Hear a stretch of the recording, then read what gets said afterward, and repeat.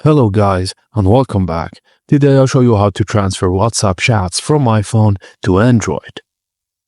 Firstly, open WhatsApp on your Android device. A QR code will appear on your Android's phone screen. On your iPhone, go to Settings, Chats, then move Chats to Android. Scan the QR code shown on the Android phone and keep your iPhone unlocked during the process.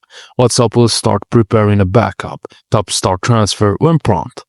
Your shots, photos, and other media will start transferring from your iPhone to your Android device.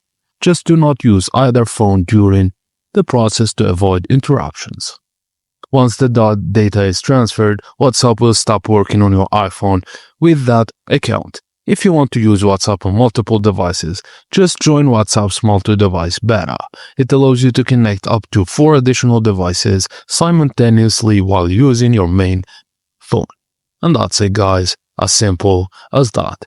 Thank you for watching and please don't forget to like and subscribe for more.